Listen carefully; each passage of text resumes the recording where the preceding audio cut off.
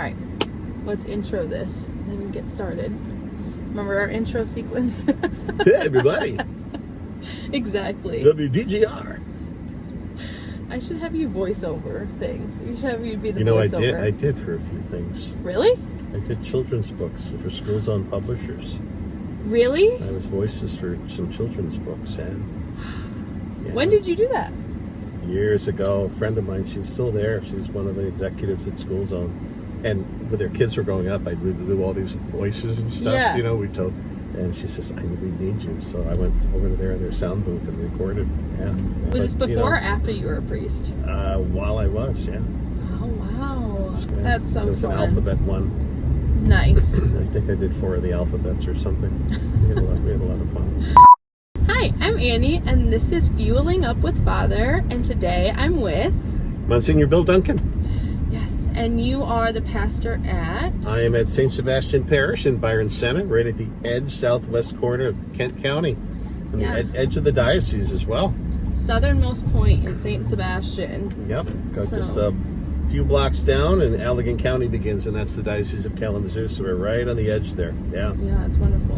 And then you're also the Vicar General for our diocese. Mm-hmm. I'm the Vicar General, and that's kind of an administrative position. It's required by church law that the bishop have another person who has the same ordinary administrative authority as the bishop in the event that the bishop's not available or needs this additional work needs to be done. So yes, I've been that for a number of years, serving under Bishop Alkoviak and some previous bishops as well. How long have you been a priest now? I've been a priest for 34 years. I was ordained in 1990 by Bishop Rose.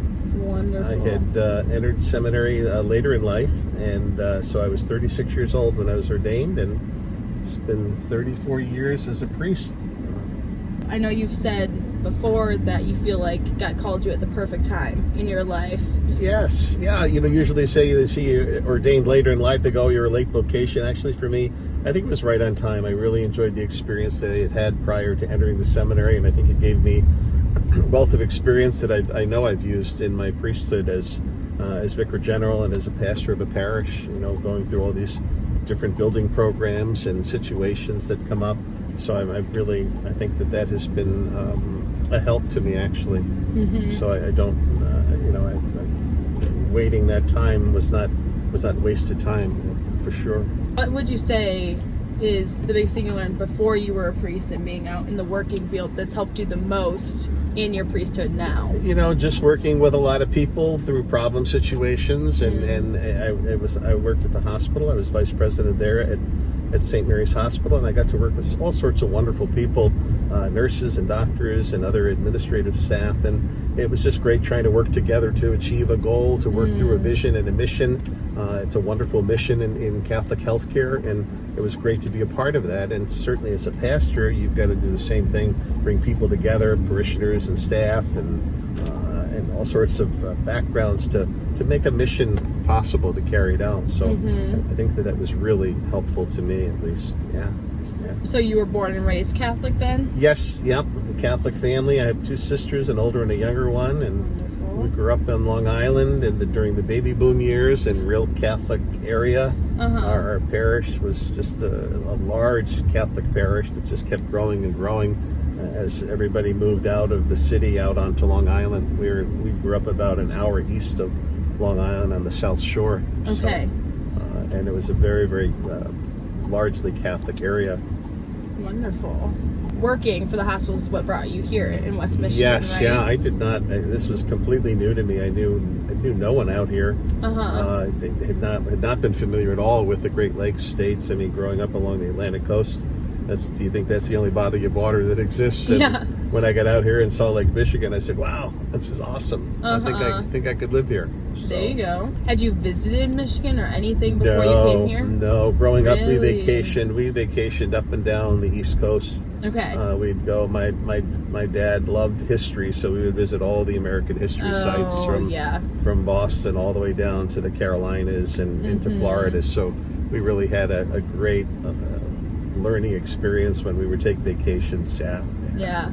Is that where you got your love of history from, you think? I did. I love early American history. A lot of the things that I read are often connected to that. I love the great biographies and the great historical fiction stories that come from that period of the Revolutionary War up to the pre-Civil War and Civil War years. Yeah. That's wonderful. That'd be my primary area of interest in history. Yeah.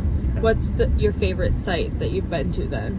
Well, of course, Gettysburg, the Civil War sites, of course, the old Revolutionary forts that were up upstate New York, Fort Ticonderoga, things like that. And then, you get to Washington and there's so much to see there. And that was really, I remember our early trips to Washington when we would go there and visit all the sites, and we just had such a great experience of all that. That's wonderful. And it's probably pretty drivable, all things considering, from where you were, right? It really is. It's up and down Route 95 along the East Coast, and it'll take you into all the major cities that are there. That's and wonderful. So we would just pick out. Dad would get out the map and say, "Well, where are we heading to?" So it was a great. That's fun. It really was. Yeah. Do you have any specific favorite childhood memories?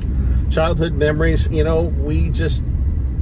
I had a bunch of real great friends in the neighborhood, and we would just get on our bicycles and just ride all over the place. It was really, we spent all of our time outside, and of course everybody says everybody's indoor today on video games and things, but we were just always outside, and we would just get on our bikes and just ride and explore all sorts of parts of Long Island, and we had it was really enjoyable, and stay in touch with one of the guys still to today, all these years later. Fun. We call each other on our birthdays and check in. So that's nice. Yeah. Were you guys good, or did you get in a lot of trouble? Right around the neighborhoods. I think I'll not answer that question. Plead the fifth. I think I'll plead the fifth. Yeah. That's a safe answer. Yeah, I'll have to go to confession again if I lie, so I better not. Yeah. Okay, we'll take it. Yeah. So, the Summer Olympics are coming up. Yes. Do you watch them?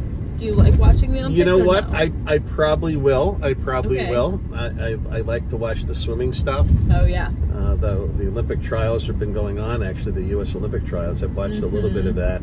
But so I'll check in on some of that. The rowing events are fun to see how all that's going on. So yeah, I'll probably watch parts of that. Some of it. Yeah. If you could be on one of the teams, like you were just given the ability to be on the team. Oh, okay, that's an important qualifier. What would you choose? What would be your sport of choice for Summer Olympics? For Summer Olympics? Yeah. Wow.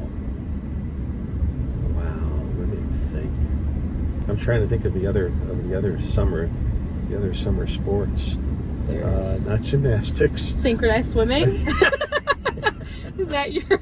Yeah, I'm quite disciplined when I'm in the pool. So if I have my swimmies on, I can do anything.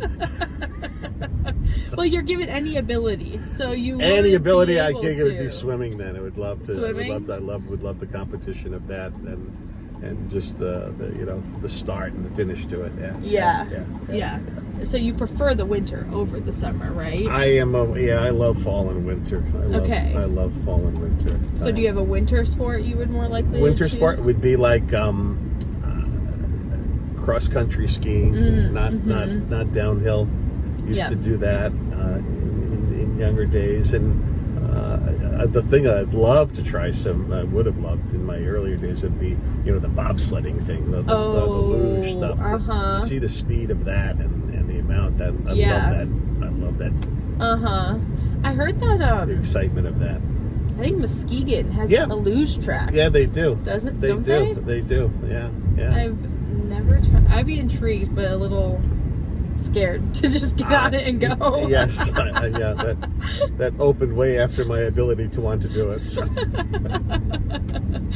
What's the coolest place you've ever traveled to? The coolest place I've ever traveled to?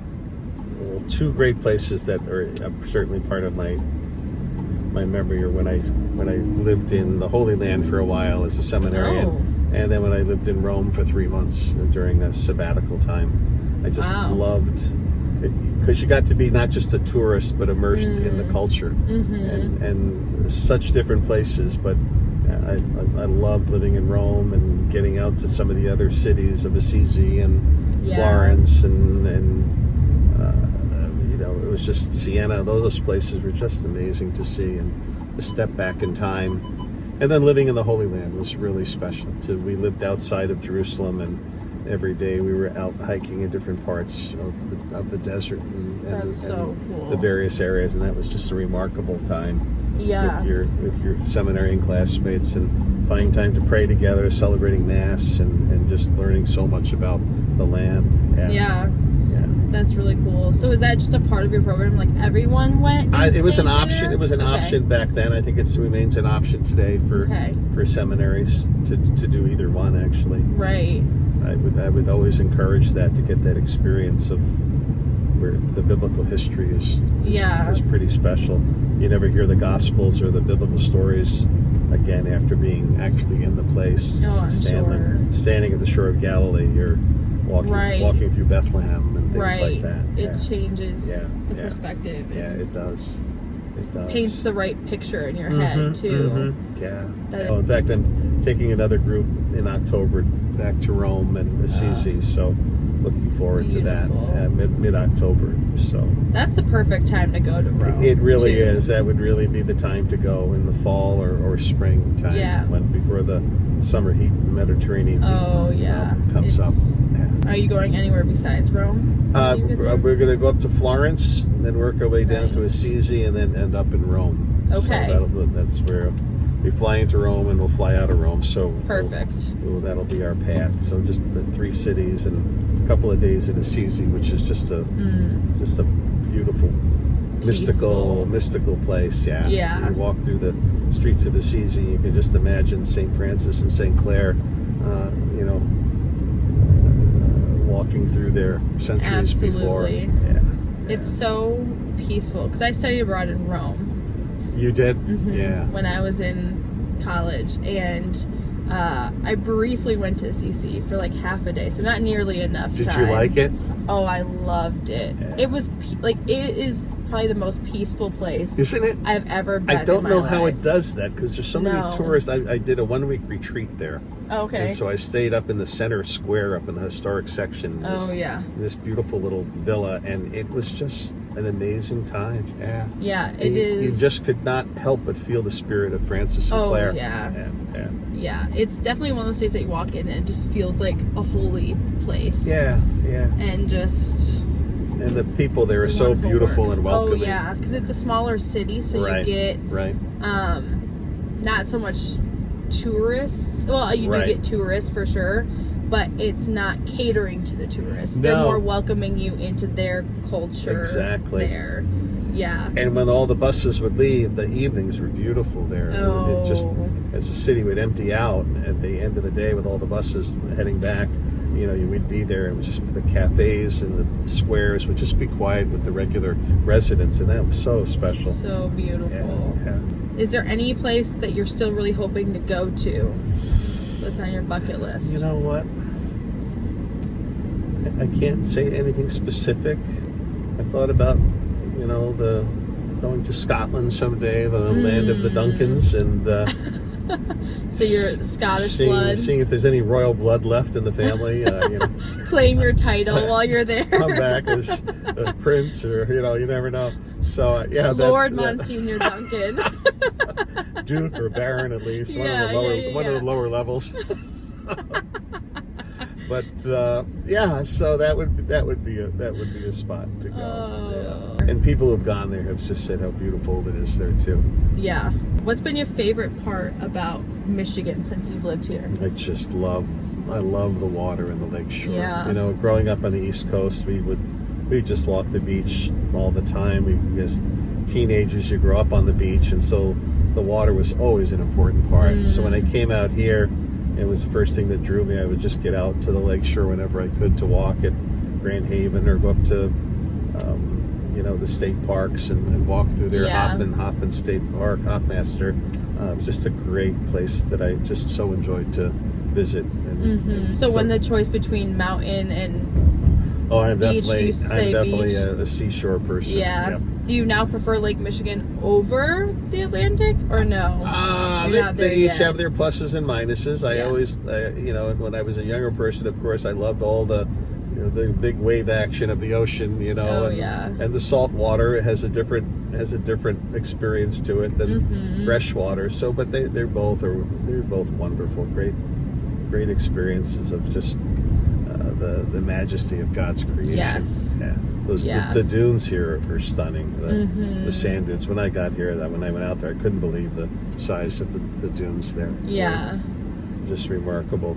It's so peaceful being by the water. I don't think I could live in the state without easy access to water like that. I did for a year. I lived in St. Louis, Missouri when I was doing an internship for my hospital stuff, and the Mississippi just was not... wasn't cutting it for you? The muddy Mississippi just didn't do it for me, so... Not the same. So when I got called up to Grand Rapids and they showed me Lake Michigan, I said, well, I think I could hang out here. Yeah, this will do. Did you ever think this is what your life would look like when you were younger? Could never have imagined it, and that's what's so wonderful about God's plan, allowing God to draw the plan and just allow yourself to move through it. It's just an amazing thing. Yeah, because I could never have thought that I'd be a priest in Michigan. Who would have thought that? And yet here I am, and I love who I am and what I get to do and what I get to be. So that is wonderful. It's really, I'm just so grateful to God for the years I've been given to do all this. Yeah. You have the title of Monsignor. I do. So how do you get that title? What you can order it online. No, it's at monsignor.org. Yes, there's like getting a star named after you in the universe. No, it's the bishop has to recommend to the Holy Father the title. It's the Holy Father is the one. The Pope issues the title of Monsignor, and that's based upon the recommendation of the bishop. So Bishop Hurley, for whatever reason, recommended me to Pope Benedict, and Pope Benedict entitled me with that honorary title. Yeah, you don't get a pay raise or an extra cup of coffee or none of that or a new car. It's just an honorary title. But very grateful. It was very, very nice and sweet of Bishop Hurley to do that, and it was a surprise. Yeah. Was a surprise to me. So, were you the first priest at Our Lady of Lake, or no? No, it was fairly new. I might have been maybe the third. Okay. Might have been the third pastor there. We had to build the bigger church. It was growing so quickly on the north side, very similar to what I'm experienced in Byron Center. Yeah, real family growth. Everyone was moving out onto the north side of the city, and the church was too small, and so I was responsible for expanding the current church and support space. So that's wonderful. Yeah, and that you've had that at both parishes. Yeah, this very, very similar experiences. And what's been your favorite part so far of being a priest, or favorite memories? Well, favorite memories is just, like I said, building these churches was just an incredible experience. The most recent, really an amazing memory was Father Baker's ordination, the first Mass. We had his first Mass just a few weeks ago, and it was just to see our own parishioner, a young guy, grow up and hear the Lord's call and respond to it from our own parish was just such a joy and privilege. And we got to host his first Mass, and it was just a great celebration. And the ordinations, they were always wonderful moments in the life of the church. So that would be the most recent memory. Being a priest, I just love celebrating the sacraments with everybody and being part of a community of believers that still see the importance of making Christ the center of their life. Yeah. I mean, this world is certainly gets crazier by the day, and I don't know how one makes it through without a faith journey, and that faith journey rooted in Christ and the church, the sacraments. So I just am so grateful for that privilege to be able to help people come to experience Christ in that. Yeah, that is wonderful. Sunday Mass is the best. I just love coming down that aisle and seeing all these people gathered. They could have been anywhere else, doing anything else, but they've chosen to say, yes, we need Christ as the center of our life, and there they are. So I'm just, that's just the best. That's beautiful. Yeah. And is Father Nick the first parishioner you've had go through? I mean, yes. Sure. Yeah, that's what made it so very special. Yeah. I had watched him grow up in our youth ministry program and had some great conversations with him, and as he was exploring it and discerning it, he's just a man of real faith and also a man of joy, and very gifted and talented in so many ways. He'll be a wonderful priest, and I'm glad he's been assigned over at Holy Spirit with Father Mark Peacock, a good friend of mine, and I think the two of them will make an important contribution to the life of the church on the west side there. That is wonderful. And I'm sure it's cool because, I mean, as a priest, you play the role of spiritual fatherhood to many. So I'm sure there's a lot of similarities of, him being your spiritual son, of getting to see that and getting to witness him walk through that. It's a great point, because it was just, I felt like a proud father that day at his first Mass at our parish, standing at his side at the altar. I thought, wow, this is amazing. That's so special. Get to live to see this is just a dream come true. That is a very special moment, I'm sure. Yeah. Hopefully there's a lot of other people out there thinking about that. Guys, we need to think about priesthood. God's still calling. We just need people now to be able to have the courage to answer that call. Yes. So Father Durkee would be more than happy to talk with call Father Durkee as soon as you finish watching this. Yes, exactly. Well, wonderful. Thank you so much for joining us, Monsignor Duncan. It was great. It was really enjoyable to talk with you. Well, good. Thanks for doing it again. We had to do this twice.